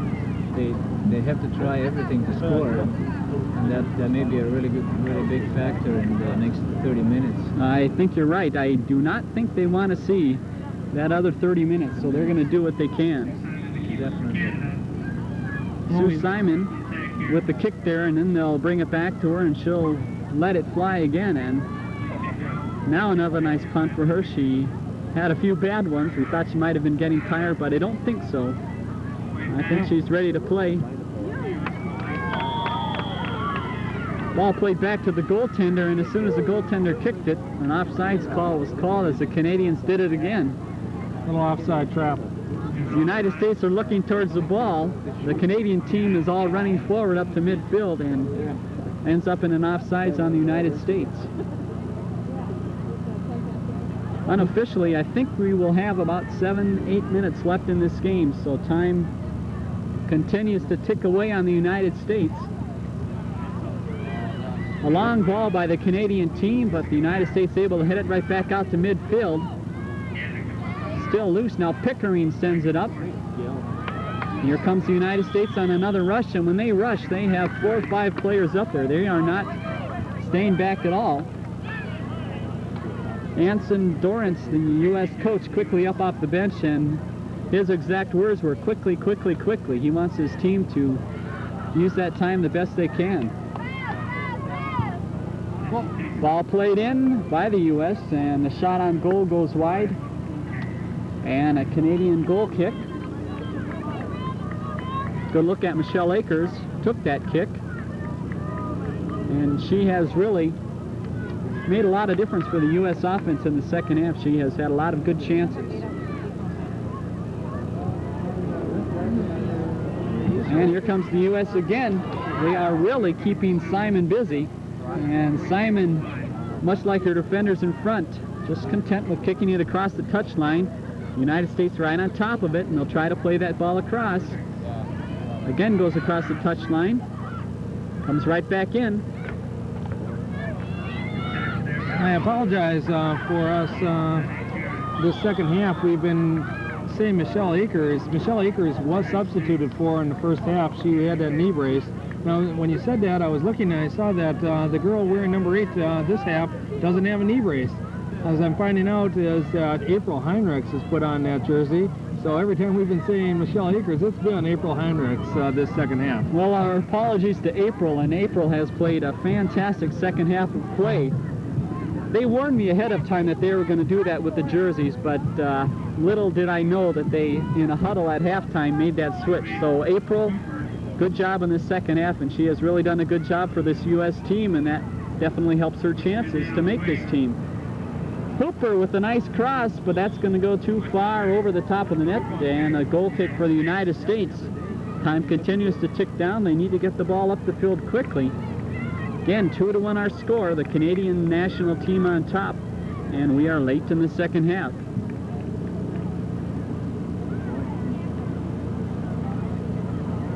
Good close look at the United States defense there, and the Canadian team right on top of them, not letting them get the short goal kick back to the goalkeeper. And so away the ball went. And the Canadian team with a nice chance, Hooper. And that just goes over the top, and I think it might have been deflected. Well, no, I take that back. It's going to be a goal kick for the United States. What a gorgeous night here out in Blaine for soccer. What a beautiful night. We got a temperature probably in the low 70s and no wind per se. And players out there are able to give it their all the entire game. And they've played about 40 minutes so far this second half. 5 minutes left in the game. And they're giving it their all. 2-1 for the Canadian team so far over USA. April Heinrichs with another nice move, and here she comes in. One player to beat, and that player stopped her. And the Canadian team gives her a hand, a real nice play, because April Heinrichs was taking it to everyone, and that was the last player to beat.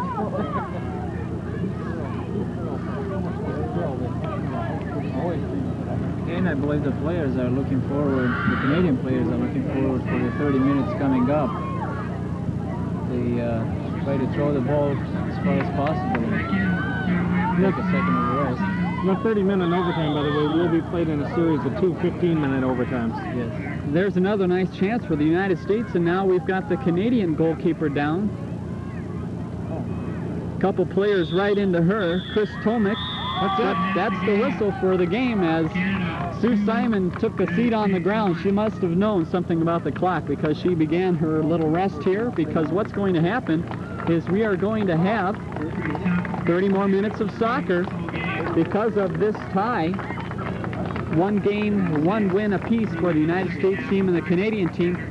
So what we're going to do is we're going to take a quick break.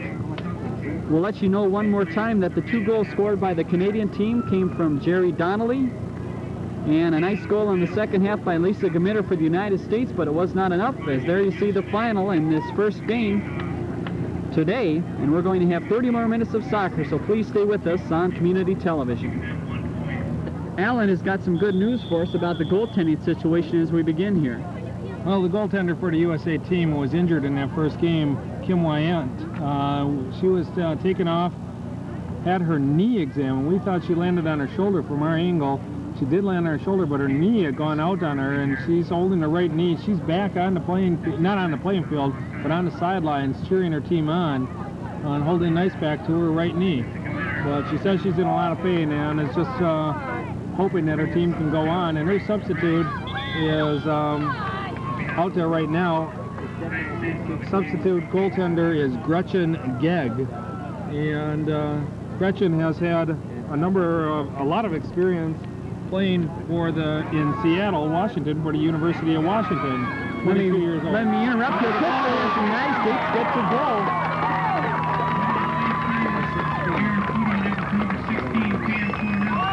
Pam Cornell with the goal for the United States has a lot of action right in front, and you can still see the goaltender for the Canadian team, Sue Simon, sitting down on the ground. And that's about where she was when the shot went in, as the United States with many nice tries there. And so the United States, after losing the first game, an hour and a half of soccer, and they lost by a score of 2-1, they come out in the first minute of the final game, and they score a goal. Pam Cornell with the goal for the United States. Again, there was a really big congestion in the penalty area on the Canadian side, so we took advantage of the confusion that it created, and they scored really nice. And here comes the United States one more time. Cornell again with the ball in the corner. She's taken off the ball, and now it will be a throw-in for the Canadian team. I think now we're finding the fact that the USA does have 24 players here versus Canada's 16. That's coming into play a little bit right now. Players are a little bit tired on Canada's team. Also, the fact that the USA has a 4-year edge on the Canadian team. USA has had this program of women's amateur soccer going on for about 4 years right now on this level, whereas Canada's has really been formed over the last 2 weeks to 3 weeks. And that 4-year edge will show up. But remember, both teams are just a conglomeration of some of the best players from their respective countries. We're real happy to bring this quality of play to you here in the Twin Cities. Here's a chance for the Canadian team as the ball comes over to the near side. Ball crossed in front, and that's Geraldine Donnelly, who's done most of the damage in that first game you saw. Ball sent back down into the corner, and Hooper's going to try to get to it before it goes across the end line, and she won't be able to do it.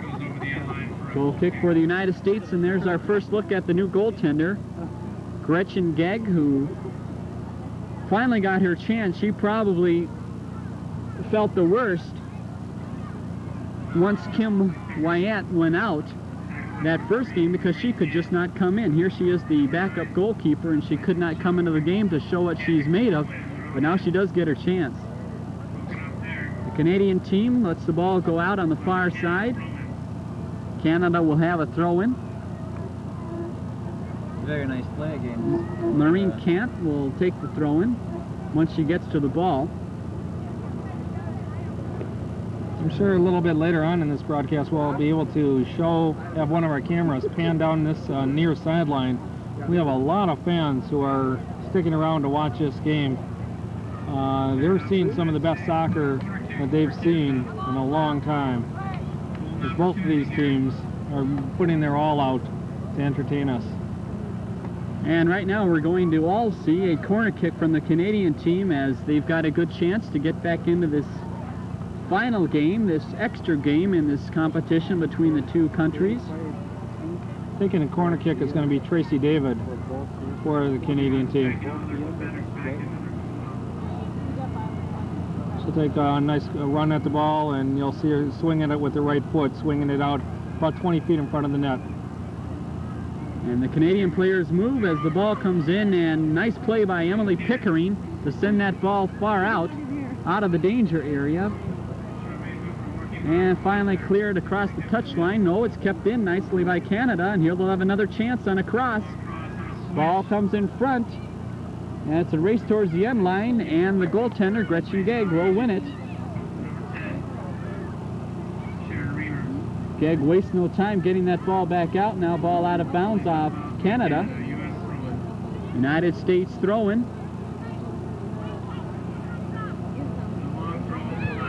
Lori Gregg with the throw-in, and here comes April Heinrichs again. She's played well, and she's got a nice chance here, breaking in on goal. She scores. Lots of credit has to go to April Heinrichs on that. She did that all alone. Coming down the left-hand side, she beat two defenders, squeezed right through them, then he was able to put it over the outstretched hands of the goalie Sue Simon from Canada. It's a 2-0 lead for the USA team. And the other look of the celebrating from the United States team is Sue Simon, the goaltender. You see her right there for the Canadian team. She really had no chance on that, Nick. It was one-on-one, and when it's that situation in soccer, the goaltender is almost helpless. It's a matter of luck once it comes to there. Again, it's very interesting that as soon as we scored, the Canadian team was forced to attack, and that left a very wide range for the left wings in our team, which determined this goal. Now it's going to be just a matter of keeping on the score, but I doubt that our girls are going to settle down and just defend themselves. They're probably going to keep attacking. No, they still got a few things to prove, I think. And there the ball goes across the touchline. United States. No, Canada will have the throw-in. But a 2-0 lead for the United States in this final game in this international competition. April Heinrichs with the goal, and also with the goal for the United States, Pam Cornell. And Gretchen Gegg, who slipped a little bit there as the ball came back to her, and that almost got by, and that could have really turned this game right back around. We saw how that made a difference in the first game as it was 2-0, and then once the United States got a goal, they really put the pressure on, and it really sparked them. Pickering tried to play the ball across, and Hooper breaks that up, and she barrels in the United States player and stays with the ball. And now the ball finally sent back to the goaltender, Gretchen Gegg, and she'll quickly clear it out. Definitely a trait of the United States goalkeepers. They do not hold on to the ball too long. Well, just as I say that, Gretchen Gegg decides to hold on to it, but they have really been getting that ball out quickly, getting it back in play, and trying to be a integral part of setting up the offensive rush.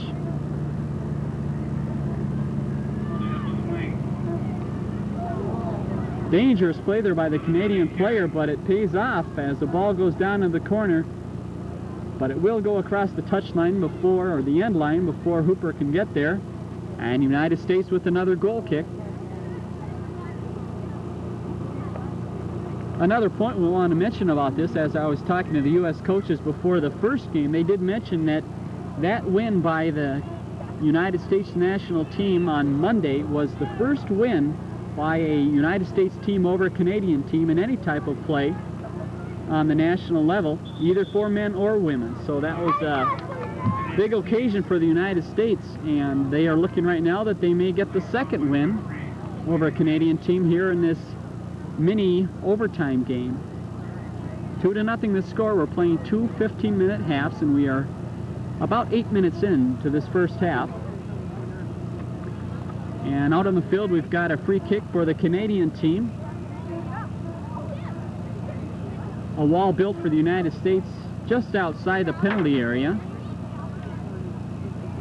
And the ball sent in, and Gretchen Gegg has an easy time bringing that down to the ground. And she'll set things back up. You can see how many fans are here just by the bouncing of some of our cameras. They get down there on some of those stands and they can really cheer and make the camera move. Tough play there again. And it looked like Hooper was right in the middle of that. She is really a tough player, and she sent a few U.S. players to the ground in this game, and that time again she was caught. United States with the kick deep in their own end. A little history on the USA Cup and all. Really started in 1984 when Ivar Sorensen, a Sons of Norway member, brought his soccer team that he was coaching over to Oslo, Norway. And he looked at the Sons of Norway for sponsorship of the team and tried to model it. Here's another chance for the United States, excuse me, Alan, but it looked like they caught it on an offsides. No problem. But he was trying to model the USA Cup after the Norway Cup, and of course Norway's Cup is the world's largest international youth soccer tournament, and has been held annually since 1972, attracting over 25,000 boys and girls from over 1,000 teams throughout Europe and throughout the world. And so now the USA Cup ranks amongst some of the most prestigious tournaments for amateur soccer within the world. And it's right here on Blaine, Minnesota. A little rough play in midfield there for a moment, but we are back to play. The Canadian team with the free kick, and now some more rough play, and the referee just says play on. Good call. And the referee comes right over here. He wanted a few words with some of the Canadian players, but they continue going back on. Now another throw-in for Canada. The play is going to get rougher and rougher as we get towards the end. The players are actually exhausted, I believe, right now, and it doesn't really take too much to get on obstruction right now. Canadian team looking to try to work the ball down the wing, and they do that, but it's a little bit too far ahead of everyone, and Gretchen Gegg will have an easy play on the ball. They will have to rush quite a bit there from now on. In order, time is a big factor now on their side. Exactly. It played against the United States in that first game, and now Canada's feeling a little bit of that. There's huge pressure on them right now to score, at least in the first half of the 30 minutes. Caron, flick on into the middle. United States team doing a nice job of clearing, but here's a shot from long range. Gretchen Gegg luckily caught that one right off the foot of the Canadian player. That could have been trouble. And some more rough play on the far side. As Nick just pointed out, players getting a little bit tired, and it's easy sometimes when you're a little bit tired to fall down on the ball and maybe put a little bit more into a player rather than using some speed. Yeah, and it actually might be good for the USA to get used to this style of play a little bit, because when they do go over to Italy later this month, they're going to be hitting some of the European teams who do play a little bit rougher. And so the United States is going to have to get used to this style of play. Definitely, Alan. As you said, I was in Italy in the summer of '82, and I watched England in Italy. It was a real treat. I mean, the soccer and the style, it wasn't that much different from the men's team. And they're quite a strong team. And of course, in Italy in 1982, Italy won the World Cup. Definitely. You seem happy about that, Nick. I seem no, it's no, not necessarily. I seem happy to be able to have been able to watch the game. I can imagine that. But okay, we just wanted to make sure that if you were well, putting a plug in for the Italian team or not. I was born in a Latin country, so Okay, that explains it. I should have been able to be happy. Back out on the field, the United States keeps the pressure on, and again it's April Heinrichs who has really made a difference here for the United States offense. She did come into the game, and after we found out that she was the real number 8, we have been able to credit her with a number of fine plays. Unofficially, we're at 13 minutes here in the first half of this mini game to determine the champion here between these two teams. And earlier, we should mention, you did see, I believe it was at halftime of the first game, just as we went to halftime, not only do these teams take some high hopes away from this with some wins, but they also will take some fine hardware. There's a nice cup sitting just to the left of us that the winner will take away. A whistle on the near sideline, and the United States will throw the ball in. And we are nearing the last minute here. We'll keep our eye on the referee to see where time ticks down here, but it looks like the United States team is going to finish up this first half with a nice 2-0 lead. That is if they do not make it 3-0 as they keep the pressure on. Ball is finally cleared out towards midfield. Lisa Gmitter with the ball, trying to work towards the corner. LeMieux with a nice defensive play for Canada, and she finally does end up sending the ball out of bounds.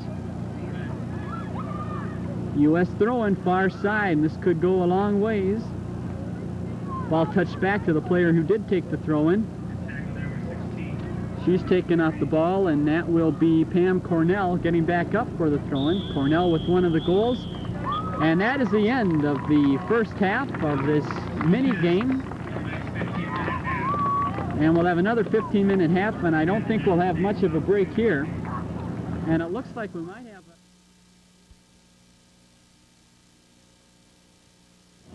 here in Blaine, and it looks like the United States has things well in hand, but you never know. We saw the Canadian team score a few goals in that first game, and I'm sure they will keep the pressure on the U.S. team 15 minutes straight right now. Some bit of good news. I was just over on the USA bench, and Kim Wyant was actually able to put a little bit of pressure on that right leg. It's in a little bit of a bandage just to keep it wrapped and tight, has some ice on it to keep the swelling down, but she was able to put some weight on it. Hopefully the extent of her injury wasn't too severe.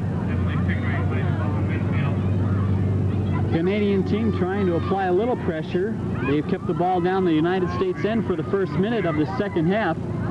Now the United States trying to control. Emily Pickering watches the ball go out of bounds. U.S. throw-in.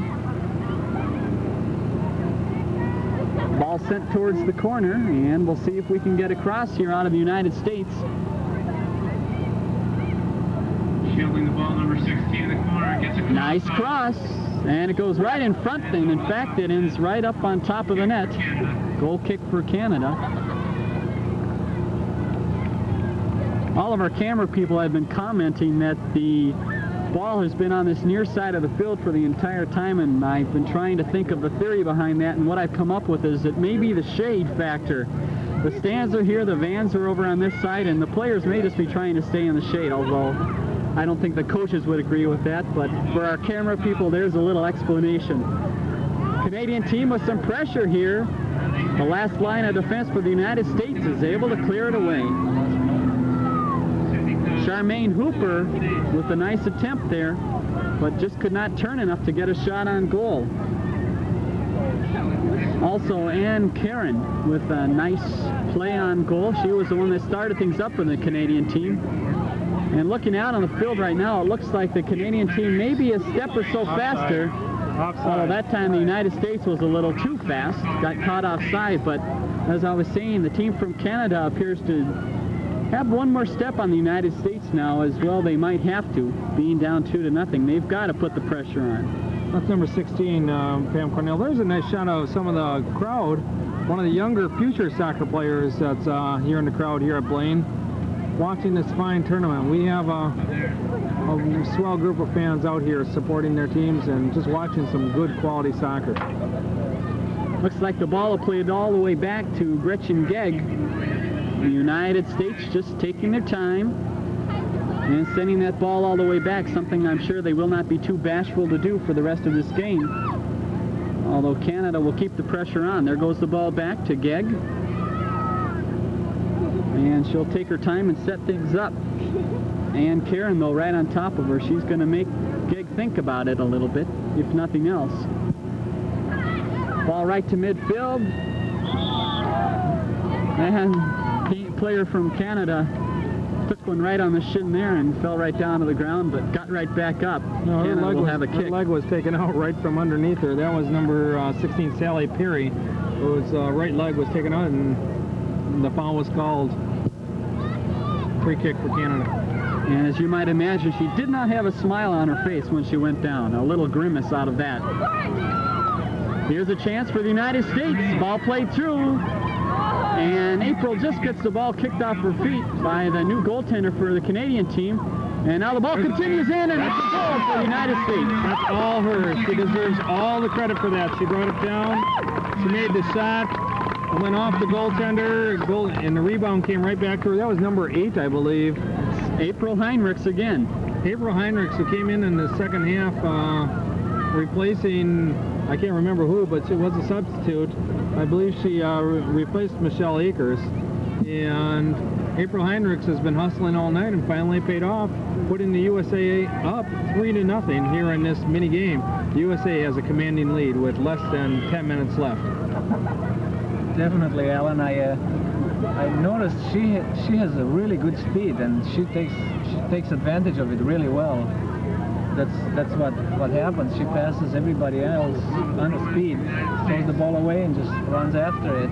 I think we saw that before. If we remember back to the goal on this end where she took it down the left wing, she just flat out beat everyone. It happened. The same thing happened there, and she's going to be a really good factor on the team morale. Probably in Europe. I hope so. Here's another player who's made it tough for the United States. That's Hooper again, but she has been pretty much shut down this game. The United States defense, to their credit, a good job of marking Hooper. She has only been able to come up with an assist for the team from Canada. Now to about the 9-minute mark in the second half of this mini game. Ball played back to the goaltender again, and Gegg will send it right back out.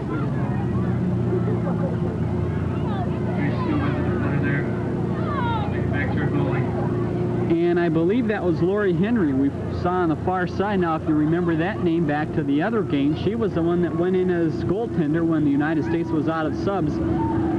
She's got to be breathing a little bit easier now. Now she's back to where she's used to, out on the field where she can use her feet. And there you see our score in this mini game. It is the second half. 3-0 is the score.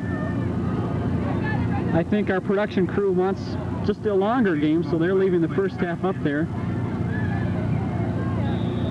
Emily Pickering with the ball at midfield. And now they'll send the ball down the left wing. Advantage rule will play on for the United States, and they'll look for a cross here. A nice cross, and that's knocked out by the Canada defense. LeMieux is the one that got it out, and we'll have a corner kick for the United States. Another interesting moment for Carla Chin, who is the new goaltender for the Canadian team. And she's already been beat once, and that was by that nice play by Heinrichs, and we'll see what happens here on the corner kick.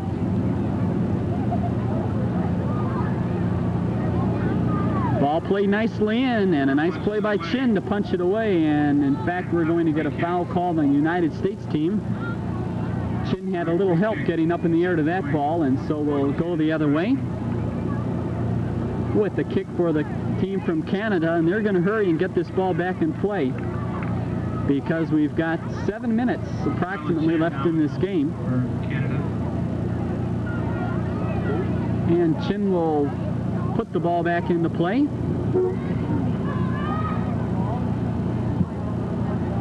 And the ball takes a few bounces, and it looks like the Canadian team may get a chance out of this. A 2-on-1, the ball sent through and sent back to Gag. I think a United States player may have got their foot on that to slow that rush down. And yes, they did. You may notice that the United States has gone a little bit more into a defensive shell. They're dropping at least one or two fullbacks, staying back there at all times, preventing a quick break from Canada. Canada is going to have a tough time coming back with only about 5 minutes left in this game, and down by 3 goals. They're trying here as they send the ball right back in, and that's going to go across the end line. I believe, excuse me, I believe Canada is really relying on a congestion in the goal area, but they're not. Our girls really came back and their confidence went up. They filled up their confidence, and they're passing a lot better, controlling the ball, and they're really finding each other on the court. And the coaches really have to be happy with what's happened here, because as we've mentioned a few times, it's not like these players have played together for an entire season or two.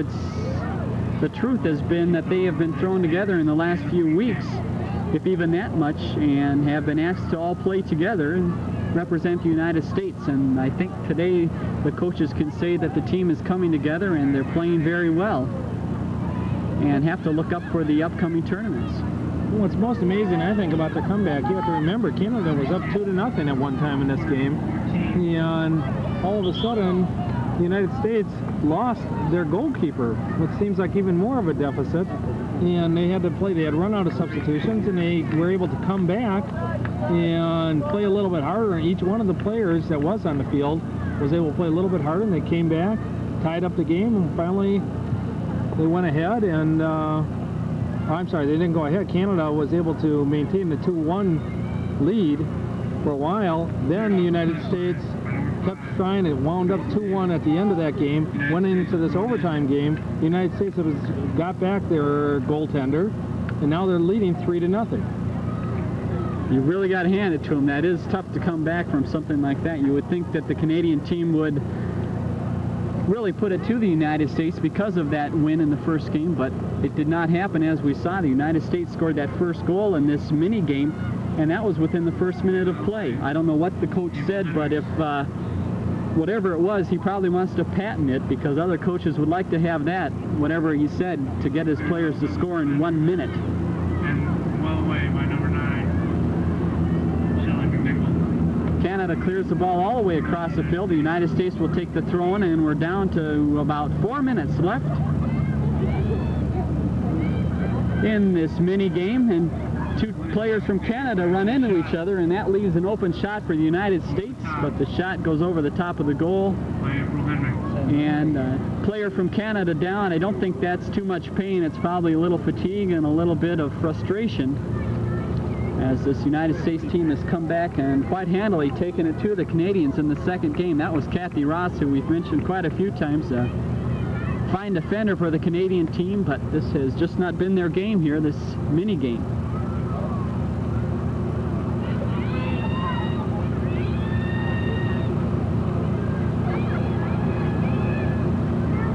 Ball cleared across the field by Canada, held in by the United States, and they'll keep the pressure on.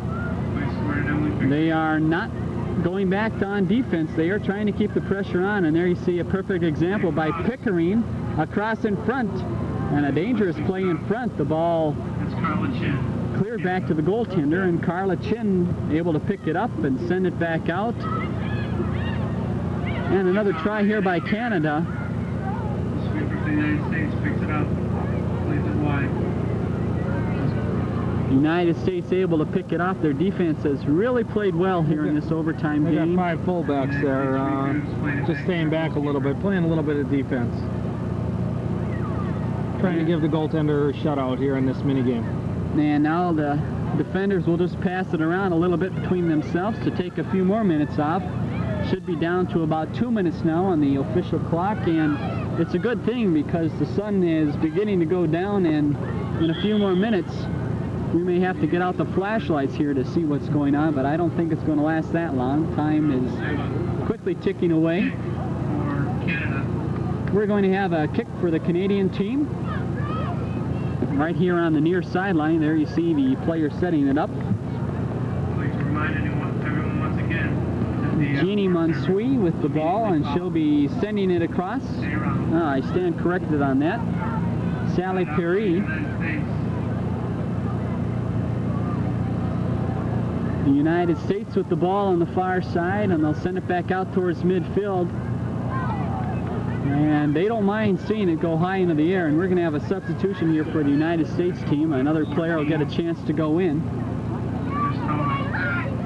First substitution for either team in this overtime game. It's Marcia McDermott, who played quite a bit in that first game, and now she's going to get a chance to come back in and play a minute or two in the second game. Actually, there was a few substitutions after the first half of this mini game.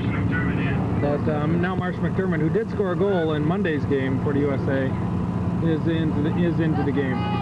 There's only about a minute left. I just saw the referee look at his watch. There's only about a minute left in this game. And April Heinrichs with a nice play, and just unable to carry it into the corner, but she gets it right back. She has really been the standout player here in this mini game, playing some fantastic soccer. And you can see there she's just taking control and taking a few seconds off the clock. And looks like we may have an offside, so they'll put the ball down quickly and get things going, but we're under 1 minute. 3-0 for the United States, and they look like they'll go away with the cup after this tournament, and with a lot of momentum going into the tournament coming up the end of July in Italy. And I think we would all agree that the United States will represent us well with the kind of play we've seen today. Definitely. I think Dave and both you and Alan, I think you both agree with me that both teams do deserve credit for putting on such a beautiful show. I think they showed a lot of quality in here, and it's really encouraging for the American television to have such a quality game, and the American game, soccer, is picking it up. It's getting closer to the European style. And That's it. We have a new North American Cup Women's Champion for 1986. USA has defeated Canada by a score of 3-0. Dave? And there you see in front of us the coaches. Well, you see the teams coming off the field, the U.S. team congratulating themselves, and they should rightly do that because they played a very fine game. You see the score, 3-0, the U.S. Nationals winning, and there will be a quick award ceremony here. And there you see the Canadian team coming over and congratulating the United States, and no doubt these two teams will meet sometime again down the road in international soccer. So for the entire crew, this is Dave Kaiser, and I want to thank you for joining us. Alan Freilich and Nick Manchu, thanks to both of you for joining us, and thanks to the people of Blaine and all the organizers of this soccer tournament. It is fantastic. We've seen some great soccer, and hats off to the United States with a 3-0 win in this overtime game to take that cup, the 1986 North American Women's Championship. Thanks for joining us on Northwest Community Television.